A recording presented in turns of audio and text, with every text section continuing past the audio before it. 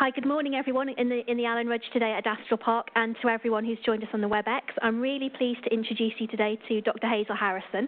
So Hazel is a clinical psychologist. She's got 13 years experience working in the NHS with children and families, but recently she set up Think Overalerting, which has got a mission to bring psychology out of the clinic and into the workplaces and schools in order to harness it to make more about prevention rather than cure.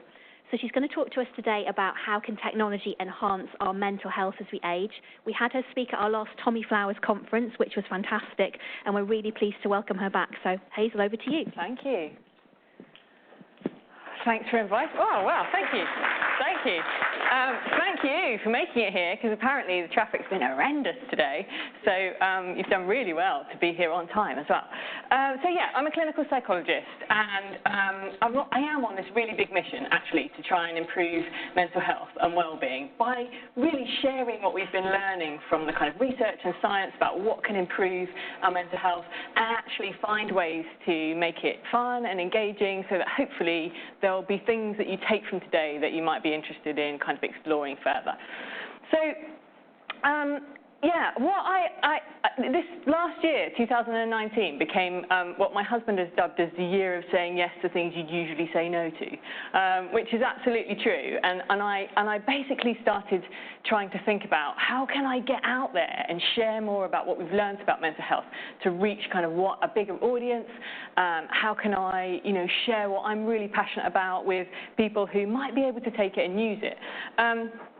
So it sort of started with quite small things that I would say yes to, and then as the year went on, it sort of grew and grew. And so this is me with Katie Thistleton earlier on. Where was it, about October last year, doing some filming with the BBC. It's the first time I've ever done anything like that. The team thought I was joking when I arrived and said, I've never done this before. They all sort of laughed. I said, no, honestly, I've never done this before. So you have to help me, give me loads of feedback, tell me what I can do to make it as good as it can be.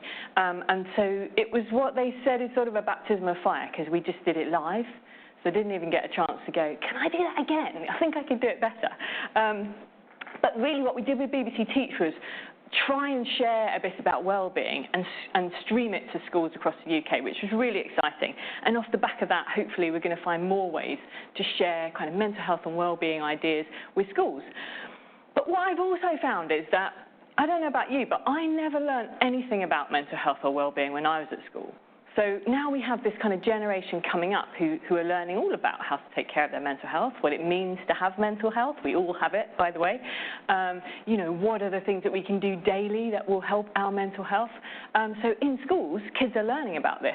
But I don't know. I didn't learn that at school, and maybe you didn't either. So what I decided is there ways that I can share this with adults who might need to maybe play catch-up because their kids are coming home and telling them all the things that they should be doing to look after their mental health, when actually, maybe we've not had a chance to learn it yet.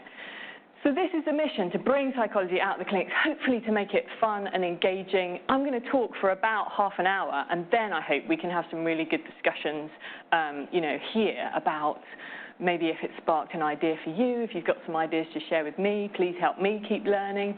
And so that's the plan, really. So to begin with, what I want you to think about is how our mental health is on a spectrum. Okay, so we know we all have mental health, and we can think about it being on a spectrum just like we can our physical health, and how we can compare ourselves to other people, but also how we ourselves in our physical health. Maybe you've had some years where you're like, I can totally run a 5K, and some years where you're like, I can hardly get up these stairs, and we move up and down that spectrum of physical health, don't we? And the same is true for our mental health.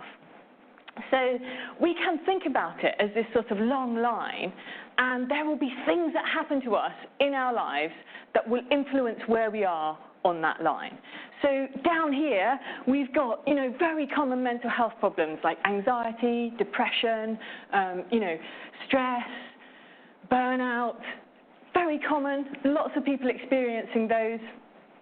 And then as we move sort of through this line, we're in this place here where we maybe call the kind of average mental health, where we're ticking along and we're sort of just going through our day, and some days are better than others, and it's all very normal, and we're experiencing a whole range of emotions. And then at the far end of this line, we've got what we would call kind of flourishing people. And what I became really fascinated with was what's going on in their lives that enables them to be so far up that line. They're the kind of Olympic athletes, if you were, of mental health, right? So what is it that they have in their lives? What can we learn from what they have in their lives so that we could maybe apply some of that ourselves? And how is it that they've got to be where they are on the spectrum? Psychologists, generally clinical psychologists, spend a lot of time thinking about the people who are experiencing common mental health problems, how we can get them better as quickly as possible, what's the most efficient treatments, most cost-effective treatments. But there has been a slight shift in the last 10 years where some psychologists are now starting to say, shouldn't we maybe look at the thriving and flourishing end and see what we can take from that that might help everyone else on that spectrum? And so that's what I'm going to talk about today. I'm going to talk about the things that, at that end of the spectrum, they have in their lives. What we understand about how they choose to live their lives, the daily activities that perhaps they engage in, and also twin that to technology. I think technology gets such a bad rep when it comes to mental health. Like, it's basically blamed for sort of teenage mental health problems, yet we're really struggling to find a very clear link between the research and, you know, social media, for example. It's complicated. There's a little bit of an inverted U if we want to really talk about what's causing mental health problems in the teenage years, yet it gets a bad rap and everyone says it must be these new technologies. You know, well, I don't know if it is always the new technologies, and actually, I think there are some amazing technologies, some great apps that we can harness that can actually boost our mental health rather than causing us problems. And because I get very excited about these things, I have to give myself a boundary, because otherwise I would talk here all day, you'd never get any work done, and also I go off in all sorts of places. So my boundary was, I'm just going to talk about mental health apps, and that's what I'm going to do today. So smartphone apps. There's loads of other things that technology can do. I wish we could talk about all of those. Hopefully you'll tell me some of the things that you're working on or you're interested in, but today we're just going to focus on those. And we're going to do it using this theory of well-being that has come from understanding how the people at that far end of the spectrum live their lives. And so it's Martin Seligman's theory. He's a clinical psychologist. He works over in the States at the University of Pennsylvania. He has really become the sort of, I guess, the grandfather of these theories and about what we would call positive psychology. So understanding the sort of what makes people great and how we can kind of live our best lives. I did have the pleasure of meeting him a couple of years ago. It was very exciting. I had to contain my excitement enough to actually be able to chat with him and not sort of completely flip my lid. But it was great, and I did get a chance to say, where are we going with this? What's going to happen next? And I think this theory is a really strong grounding for us to use as a springboard, because there's all sorts of places we can go from here. So it's PERMA, and it's 5 different areas. We're going to talk through each of those. So the P stands for positive emotions. Okay. So if we start to think about those thriving and flourishing people, what we understand is that they have a higher percentage of positive emotions in their day than negative emotions. Now, sometimes when people hear me say that, they think I'm saying you should only experience positive emotions in your day, squash the rest down and crack on. You know, that's definitely not what I'm saying. We have evolved to experience this wonderful, messy array of emotions. And let's be clear that we need all of them. We absolutely do. You know, if we didn't experience fear, none of you would be sitting here today. If we didn't experience sadness, your tribe wouldn't know that you're going through a tough time and maybe come and offer you some support. Right? If we didn't experience anger, we probably wouldn't right some of the wrongs that we feel we need to right. Yet they're kind of messy and uncomfortable. We'd probably rather not experience them if we could. We'd much rather feel joy and inspiration and awe and love and all of those amazing, what we call positive emotions. We need a balance. We need a really healthy balance. And what those who've moved themselves up that Lego line have found is that their balance is something like 3-to-1. So there's a ratio, psychologists love putting numbers on stuff, by the way. So there's a ratio that we can start to explore around 3-to-1. It is not 3-to-none. It is 3 positive emotions to 1 negative emotion in their day that seems to help them to shift themselves along that line. And one of the reasons is that it's weighted like that is because negative emotion tends to hold a little bit more weight. Rightly so, for our survival, when we experience something that maybe is quite threatening, our brains get really good at sort of hardwiring that quite quickly, like, whoa, that wasn't very nice, let's not do that again. Also, let's spend some time pondering what happened there, maybe really unpick it and perhaps, get a little bit stuck in it sometimes. Whereas the positive emotions that we experience in the day, they sort of can be a bit more, we can just sort of bounce through them, and we don't necessarily take time to savor them. But when we do savor them, it's really good for us. And although you may have had some sort of really horrendous journey getting here today, some of you have maybe been battling with the Orwell Bridge, and that might have taken your focus, it's likely that there will have been some quite positive things that have already happened in your day, but because our brains haven't really evolved to work like this, we don't necessarily spot what they are. We don't give them any time like we might do some of the negative ones. So one way that we can start to boost our positivity ratio is to start to build gratitude habits. And the reason that we're focusing on gratitude is because some of the positive emotions that we can experience tend to backfire when people like me say, what you need to do is just go out and feel a bit more joy, okay? And if you all do that, you'll up your positivity ratio, right? Generally, when we try and make ourselves happy, it's a nightmare, always backfires. We don't have as much fun as we thought we were going to have, right? So some of the positive emotions that we can focus on tend to end up making us feel worse, but gratitude is an exception to that rule. When we focus on the things that are working well in our day, when we start to notice what they are, however big or small, had a lovely cup of tea this morning with Sarah, it's gone on my gratitude list, actually we start to help our brain to notice other good things that are happening in our day. There are apps for gratitude. This is just one of them. There are plenty. Some of them are about documenting it with photos. Some of them are about writing it down. Can be a whole range of things that you might like to record in your own way, videos, journals. But basically the idea, the principle is the same, that it helps us to start to notice the good in our day and to get better at spotting those good moments so that we get a bit more of a balance. Okay. The E of PERMA stands for engagement. And what that really means is about how we pay attention in our day. So I guess we're sort of building now from this idea of starting to notice the good stuff and turning our attention now to what are the activities that I do in my day where I get completely consumed with that and my mind doesn't wander to other things. Now, for some people, that might be tasks that you do at work. And for some people, that might be things that you do outside of work. Maybe it's cooking or playing football or, reading. It's not Netflix. I always have to preface it. It's not Netflix. It doesn't work like that. This is a whole different brain mechanism thing happening, unfortunately. But it is on the Xbox sometimes or on the PlayStation when you're gaming. It's this sort of mood, this brain state that we call flow, where you're completely engaged in the here and now, in this present moment, and you're not thinking about what just happened or what's about to happen.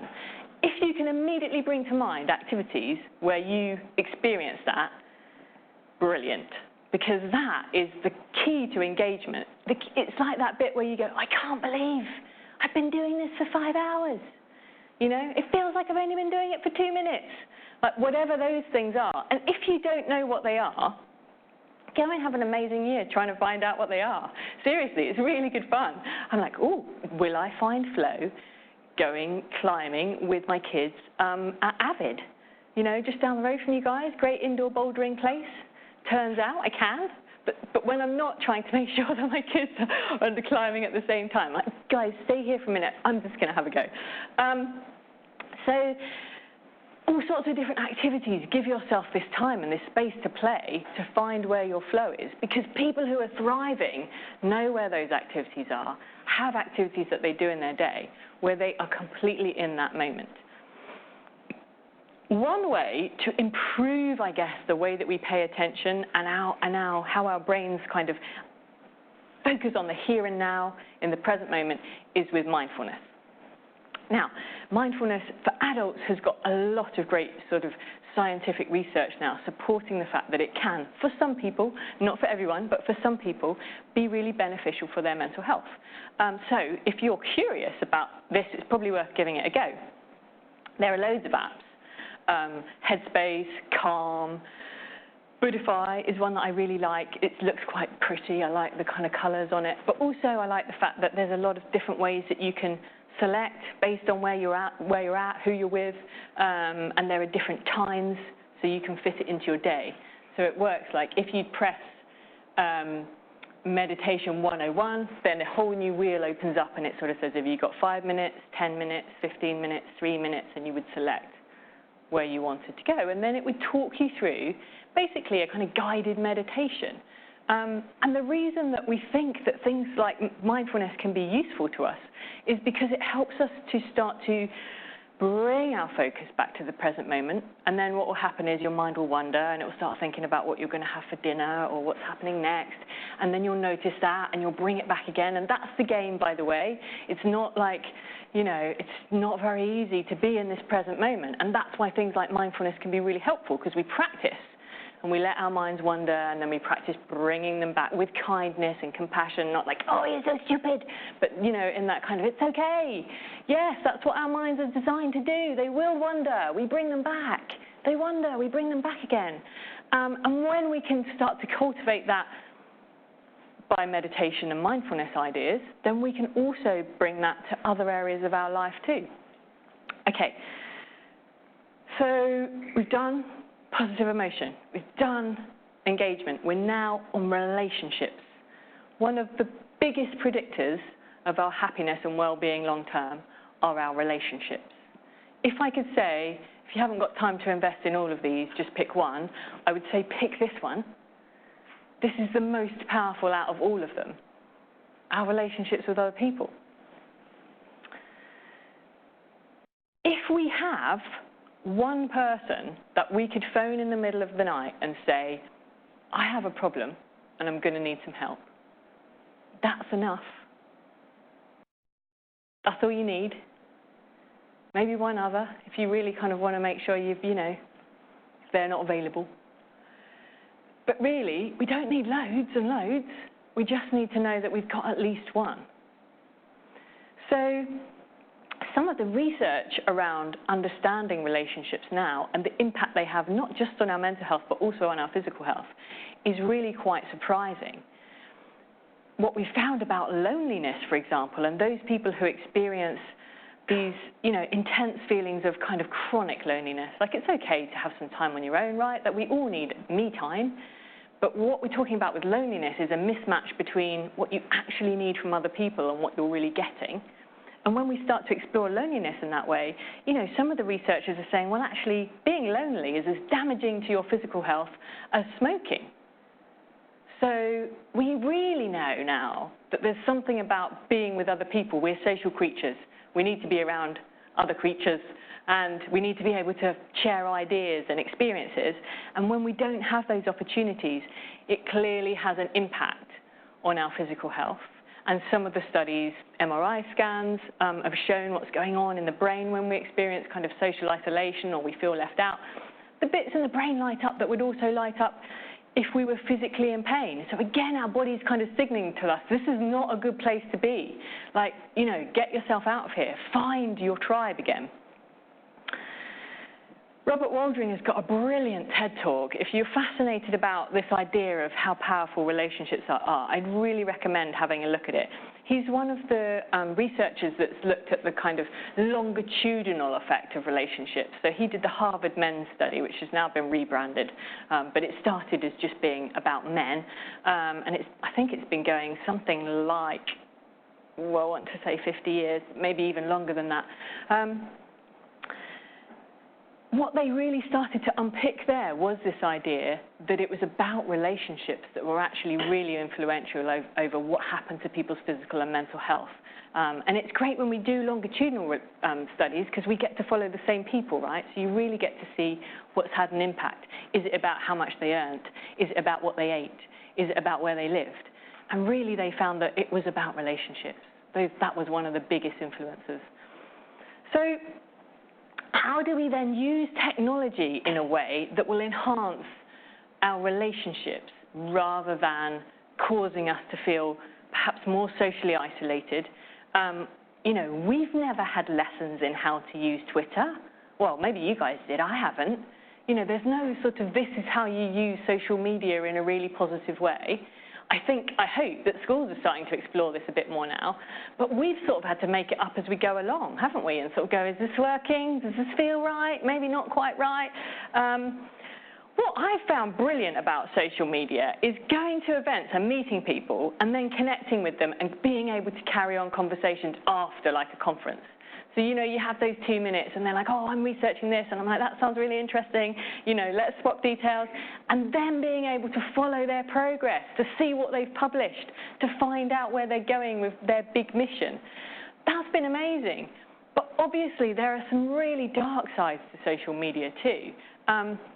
And I think it's a real challenge for us to think about how we use technology to bring it out to be the best and not to be, you know, negative. And I think there are lots of trials. I know Facebook, when I was here last time, Facebook had just announced that they were changing something in their system. I think Instagram was too, making some changes so that you couldn't see perhaps how many likes someone else's post had had, and trialing some ideas like this to see, does that make a difference to how people experience social media, particularly perhaps those who are a little bit more influenced by it in their teenage years. I don't know what the answers are. So I'd love you to tell me some of these, you know, how can we use social media apps and other ways of connecting in technology? I had the chance to wear my first virtual reality headset last time I was here, and I said, am I going to be able to wear one of these and then be able to talk to my best friend in Switzerland with her wearing one too, and it feels like we're in the same room even if we're not? And apparently one day we might be able to do that. So that would be amazing. That would be a really positive for me, you know, advancement in technology to help me to maintain some of my relationships. Okay, so we've done positive emotion, we've done engagement, we've done relationships, and moving on to meaning now and thinking about meaning. When we think about that spectrum then, that Lego line, those people up here who are thriving and flourishing tend to have a reason to get out of bed in the morning. Now, it could be all sorts of things. It doesn't necessarily have to be, you know, a work reason. It could be something else that they're working on. I remember a quote I read that said, find a happy person and you will find a project. And I thought that is really true. You know, like, what are the things that, whether it be at work or at home, just something that you're working towards? It's also very tricky to sort of say in the same way that we can say, listen, if you want to cultivate positive emotion, then develop some gratitude. And if you maybe want to explore engagement, then think about sort of mindfulness or flow activities. And let's think about how we invest in our relationships. Maybe if you've not seen, you know, some of your really close friends, take a moment to send them a message today and see if you can set something up. When I get to meaning, I always struggle. I'm like, you know, it's so big. Like, how do we then start to unpick what is it that we're going to do that will actually help to enhance meaning? There are a few different paths to meaning that I suppose we can explore. You know, one is actually just feeling like you belong to a tribe and that your contribution is valued. Maybe you feel like you're part of Innovation Martlesham or you're part of BT here, you know, this is your place, and perhaps that gives you that sense of being and belonging. Maybe it doesn't. Some people find meaning through finding activities that help them to do good for other people, you know, feeling like they're being of service to other people. Some people find it through starting to kind of create a story about their own life that helps them to make sense of why they're here, what their identity is about, what their mission is. And some people find it through sort of having these really uplifting experiences that connect you maybe spiritually or sort of just by being out in nature to something that feels bigger than yourself. So these are quite big things, aren't they? Like belonging to a tribe, feeling like you're of service to other people, knowing your story and how it's developing your identity, having these kind of, you know, transcendental experiences. Is there an app for that? I don't think there is. You know, I was like, oh, how do we find one of those? But I did share at the end of last year some Action for Happiness ideas that Sarah actually picked up on and shared too. And then I think there were a few people, obviously, in that network that started to connect to this. And Action for Happiness basically have developed these calendars each month with a little task each day of something that you can try. And they usually have a kind of a theme for the month. So December is often about kindness and being kind to other people and making time for other people. November was like New November, and it was all about maybe exploring new experiences. They're tiny little things. They might be just like, see if you can hold the door open for someone else today and give them a big smile. Like, it's not going to take up loads of time in your day. Others are perhaps, seeing if you can volunteer somewhere or give a resource of your time or your money. But having, and maybe we can have a chat about this when we get to the sort of Q&A part. I personally find that does help me to move through my day, particularly when I'm having days where I'm working from my home office, where I maybe don't see that many other people. I kind of like having a challenge, like, right, I've got to hold the door open for someone, and yet it's just me here, so maybe I have to go out and, see some people in the real world. So I know we're kind of playing around with that idea of meaning, and I'm doing it, I suppose, because I think it's really complicated, and it's not particularly easy for me to say, this is the way that you find meaning. However, I do think it's worth having a look at the Action for Happiness app and seeing if there are any ideas on there that might inspire you, even if you don't do it every day, just to see what it feels like. Because what I notice is that sometimes it starts with something quite small, but then it maybe changes your mood or changes how you see the world or changes how you interact with the world, so that you're more likely to perhaps do something else that gets you on what we would call this upward spiral. So we've done positive emotion, engagement, relationships, meaning. We're coming up to the last letter now in the PERMA model, which is about accomplishment, about how we work towards goals, and about how we approach challenges in our life. And that spectrum, if we come back to that idea again, these people up here are having this experience, maybe daily, monthly, yearly, where they feel that they're working towards something and they're accomplishing something.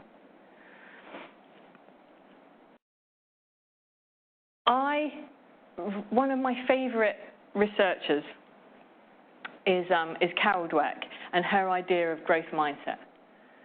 So in its simplest form, how we understand growth mindset is that we can be in a place where we see intelligence as being quite fixed.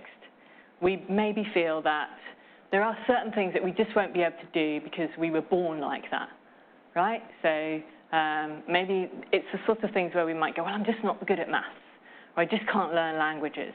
And those are what Carol Dweck would call quite fixed mindset statements. Statements where we kind of put a ceiling on what we can achieve by believing that our intelligence was fixed by perhaps, the sort of neurocircuitry that we were born with. And at the other end of that line is this idea that actually our skills and abilities can be developed with hard work and effort and perseverance and feedback from other people and getting loads of stuff wrong but learning something and then trying again. And when we start to harness this idea that it's possible for us to change how our brain works in response to the experiences that we're having, then we can actually start to change our relationship with learning. And for me, this really became apparent a couple of years ago when, so my son, who's now 9, when he was 7, we were out shopping together and he spotted a Rubik's Cube in a shop. And he said, "What is that?" And I said, and I was really digging into the growth mindset research at the time, so I was shocked at what I said to him, because I said, it's a puzzle that you have to be really good at maths at and probably quite clever, which was the thing that was like, oh my gosh, I can't believe that just came out of my mouth, because that's so fixed mindset, but clearly tapped into my own beliefs about the Rubik's Cube. And actually the kids who I knew at school when it first had its kind of, big launch, I guess, in the sort of 80s, the kids who I knew that could solve it were the people that I thought were good at maths and really clever. So I just took on this sort of mindset that that's what you had to do. So then I said to him, like, backtrack, I said, we should get it. We'll learn how to solve it. So we did. We bought a Rubik's Cube, right? And we became ridiculously geeky. We watched, like, YouTube videos. We read books about it. We talked about, you know, the different stages, who could do it faster. I'd say it probably took us about 6 or 7 months to learn how to do it. He nailed it much faster than me. If he was here today and we had a race, he could solve 3 in the time it takes me to solve 1, which is kids' neuroplasticity, by the way, and their ability to change their brains, which is so brilliant at that age.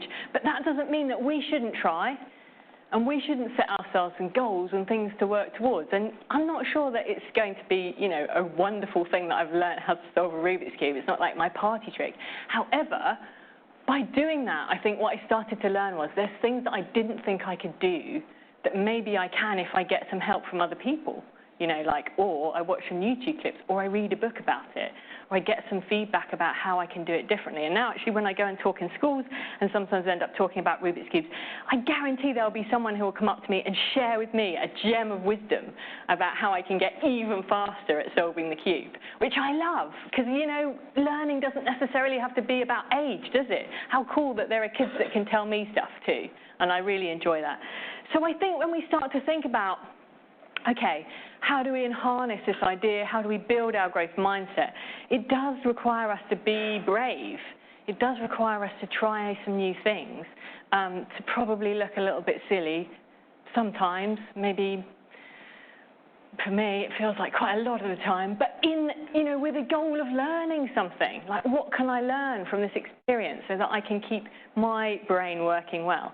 And I think there are all sorts of different ways that we can track accomplishment. You know, there are goal-setting apps.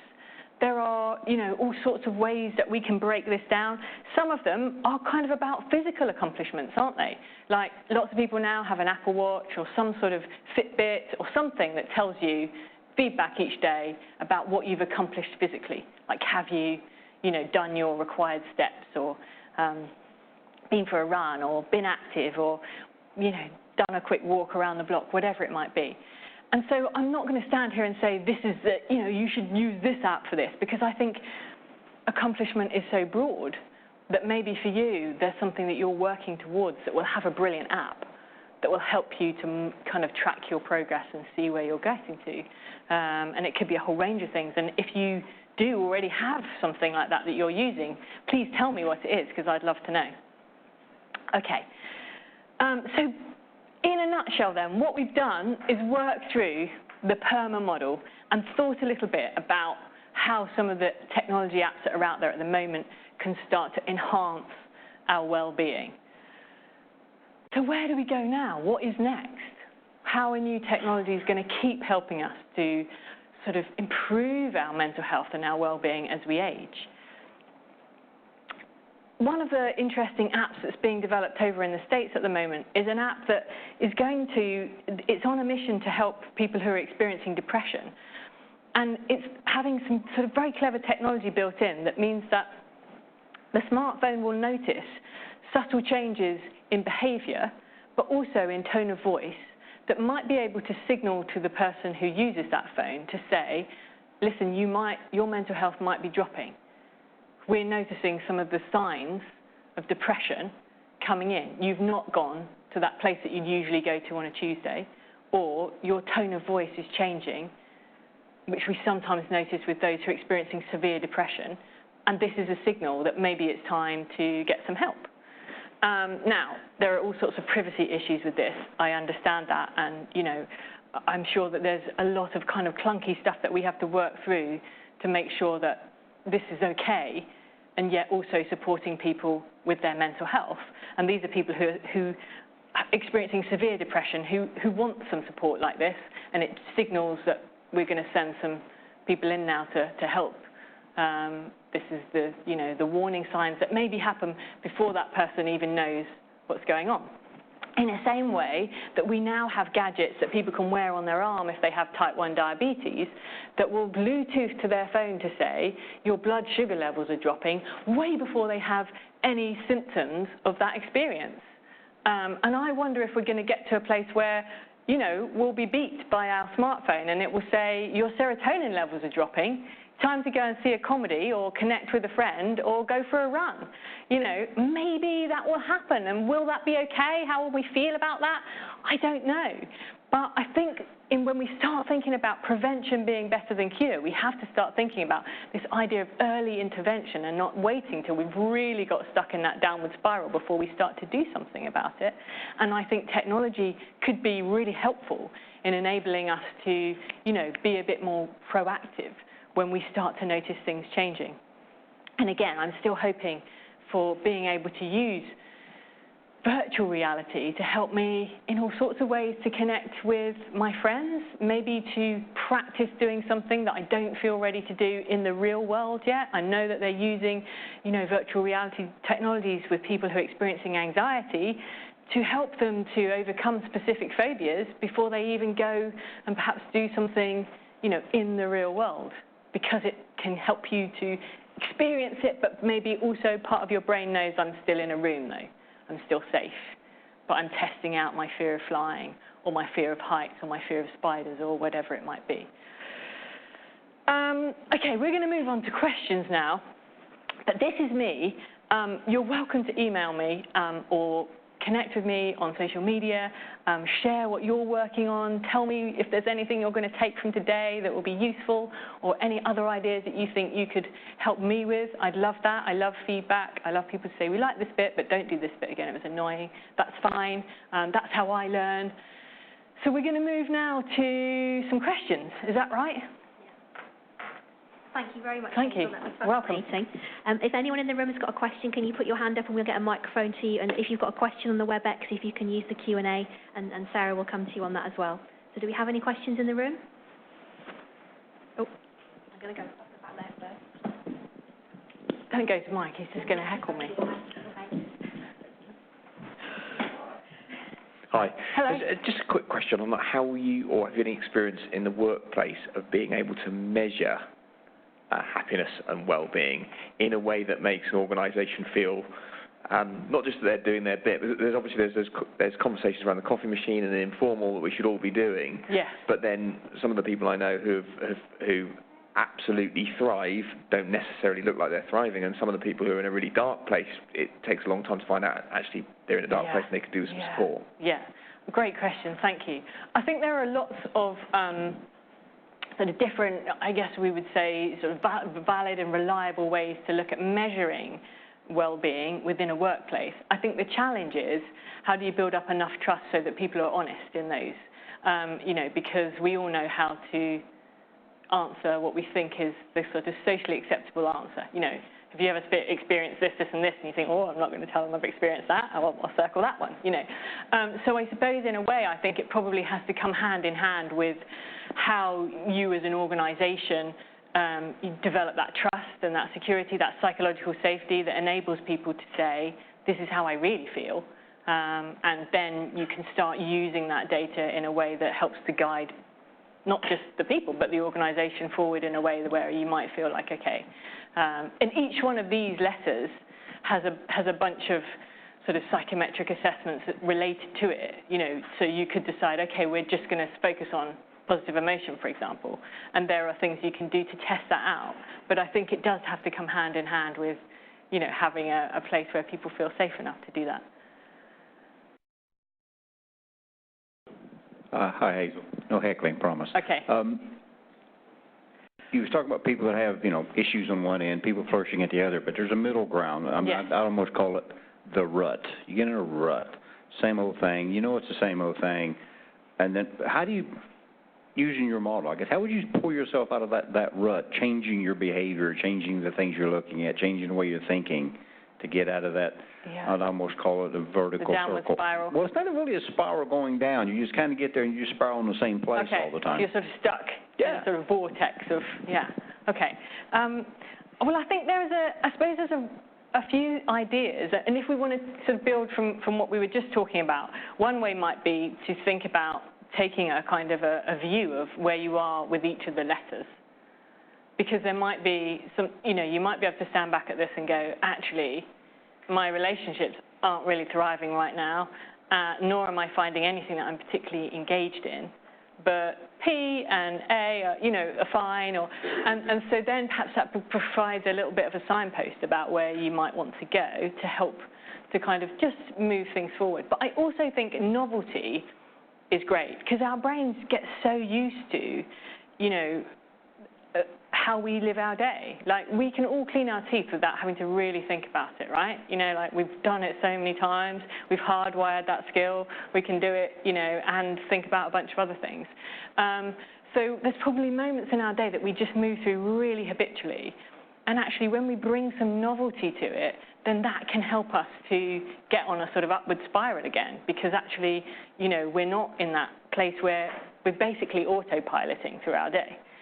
What happens when we turn the autopilot off and we go, I'm going to walk a different way home today, or I'm going to listen to a different podcast, or I'm going to meet some new people, or whatever it is, that actually just starts to break that pattern a bit and gets our brain thinking again and not functioning on that sort of habits basis. Do we have any questions on the WebEx, Sarah? None at the moment. Any more questions in the room? Oh, that's going to be a challenge right up in the back corner. Good heavens, what am I going to do? Go down and up again. Cheers, Carl, thank you. Good morning. Thanks very much for the talk. I was interested in the kind of the appification of stuff you're seeing as a way of helping people to think about the world around them, maybe. And having 1,000 measurables gives some people lots of opportunities to think about what they do and find interest and challenge themselves. For some people, I see it gives them an opportunity to fail 1,000 times. How do you deal with that mindset and that idea of testing and not succeeding on lots of stuff? Yeah, great question. Thank you. I suppose, some of the kind of critics of Carol Dweck's work would sort of say that's one of the challenges, is like, what happens if we tell people you can do anything, you can be anyone, when actually maybe there is a threshold at which you're just not going to get past in astrophysics or whatever it might be. So how do we marry these two ideas up? My, I suppose, response to that would be, are we still learning? Like, we failed 1,000 times, but are we still learning something from each of those and applying that? Because if we are, then each failure will probably be slightly different, and hopefully we'll still be honing it to be able to use it in some useful way. And so then I suppose it becomes less about focusing on the failure and more about focusing on what can I learn from this? What can we learn from this? And as an organisation, there are some great stories, aren't they, about, what people have been through, scientists particularly, how many times they failed in trying to, create the light bulb or whatever it was until they got to actually being able to provide light. And my guess would be they were learning from each of those failures as they move forward.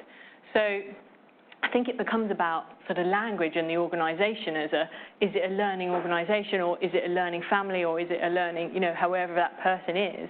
How do we sort of cultivate a slightly different language to make sense of the failures as an opportunity to learn? And that, I think, for me, has been the biggest shift in being willing to try new things, is that now I feel less worried about making a fool of myself and more focused on what will I learn from this. And that's sort of what Carol Dweck's research has really found, that those people who are willing to go, okay, it's not about proving how smart I am, it's about finding what I can learn, tend to achieve more than those people who feel that they need to just continually prove how smart they are. So I don't know if I've quite answered your question, but... Okay. Okay.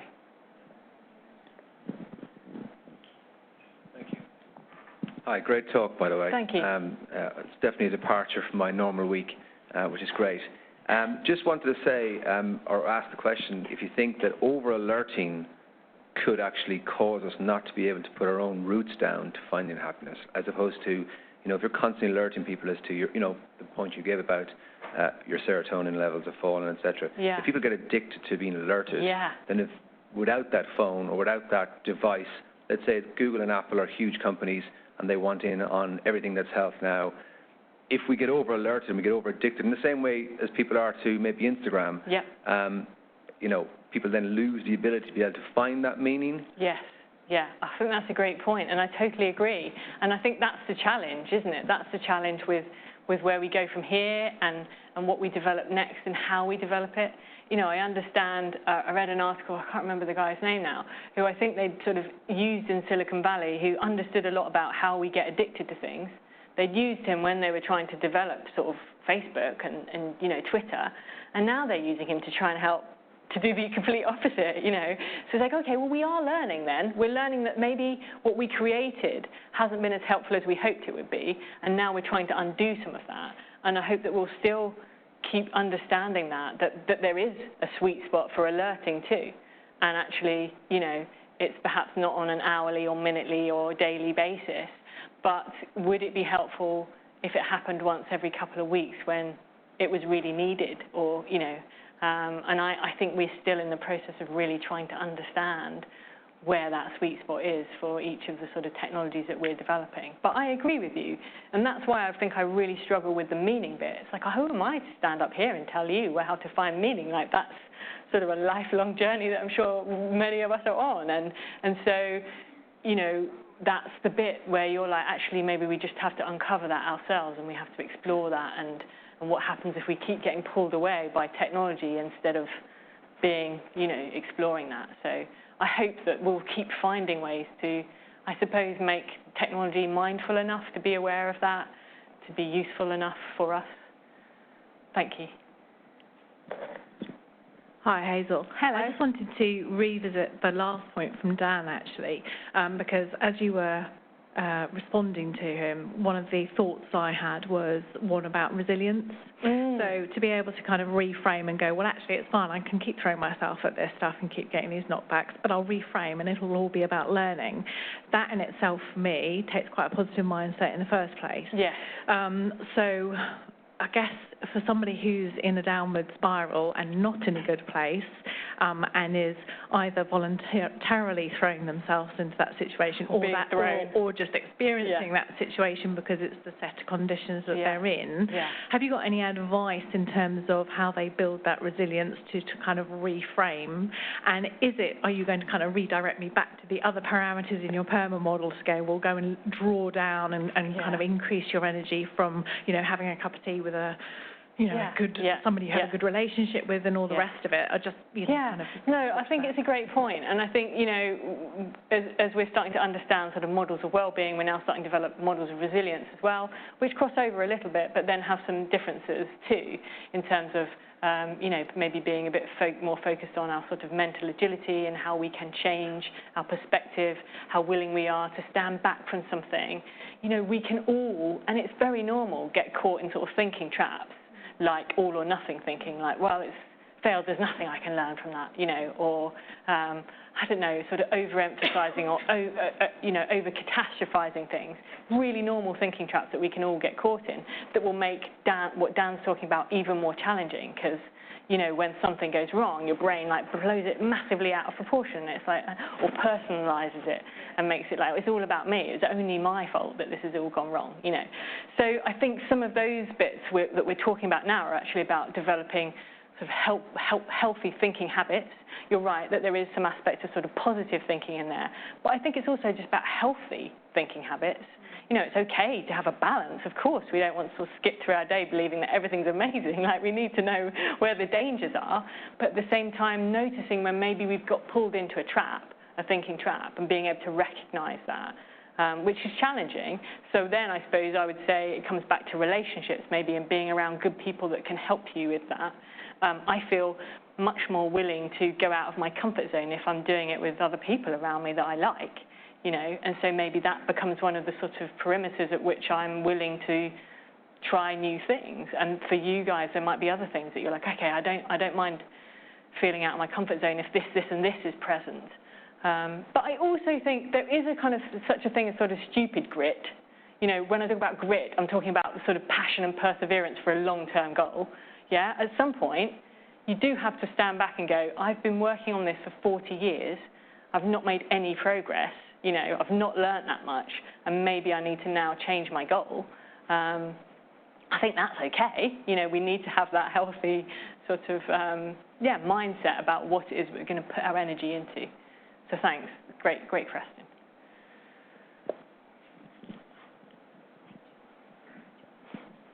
Hi, Hazel. Hi. This is really interesting, and a colleague and I have been doing quite a lot of work into employee morale over the last few years. And we have a three-component model, and I'm just trying to link it or map it onto the PERMO, and there is a lot of overlap, but the key components to morale are value. So are you doing something of value? Are you feeling valued? The future, and that can be all sorts of different dimensions, and the interpersonal. Yeah. And you know, when it comes to actually well-being in the workplace, those interpersonal, those relationships are the fundamentals. If they don't exist, nothing else works. Right. But the future maps onto the accomplishment and the meaning. Yeah. And then the value is, the engagement. Yeah. And the accomplishment as well. Yeah. And I think there's some real sharing, so maybe we can have a chat later. I'd love to. And I think the interpersonal tends to couple up with the positive emotion too. You know, when you have people who say, I love going to work because of the people I work with, it's not generally because they generate loads of negative emotion, you know? It's because they tend to feel good around those people and they maybe have some positive interaction. Yeah. It doesn't necessarily mean laughing all the time. No. It could be being inspired by them, you know, feeling supported by them, but it generates those sort of healthy emotions. But what we do find is that it's contagious. Yes. So positive breeds positive, yes. but also negative goes the other way around. And if you end up in the wrong team, your morale sinks very quickly. I'm so pleased you said that, because I forgot to say that, which is how positive emotion is so contagious. But negative emotion, again, tends to be more powerfully contagious. You know, so you can be in a room with like 5 people having a laugh about something. Someone else comes in who's in a completely different mood, and very quickly it can change how those original 5 were interacting, because negative emotion tends to be more powerful. We go back to kind of survival of the fittest, and you know how we've evolved to experience different emotions and the function they play in our kind of evolution. It's like, it's sensible. If you have someone who comes in who signals a different emotion, it's probably like tribally that bit of saying, we're in danger. We've got to do something different here, people. It's time to stop messing around. Get ready to mobilize, to run, to fight. Very sensible that we all pick up on that feeling. But actually, we don't really need to do the running and the fighting so much now, and yet our brains still respond in the same way, and therefore, you know, it becomes really powerful. So I think you're absolutely right, you know, the ripple effect. And having said that, and I know we're kind of probably moving towards wrapping up now, so perhaps this is a good place to wrap up. Don't underestimate the ripple effect. Don't underestimate what you can do to ripple good stuff out. Because sometimes I do these sort of talks, and someone will come up to me and they'll go, I wish my husband had come to this, or I wish my, friend was here, or I wish the person I work with who's always moaning was here. And it's like, well, I'm sure we all have people that we'd perhaps like to have listened to this talk. However, don't underestimate the power of you taking what you've learned forward, thinking about how you might use it, maybe share it with someone else. Think about, how you've made sense of today and what it's sort of sparked for you. And actually that can be really powerful. I've definitely seen that happen. Thank you. Thanks for your attention, your lovely smiles and nods that make me feel like it's okay, they're still awake. And I'm here, so do come and have a chat if you want to. Thank you.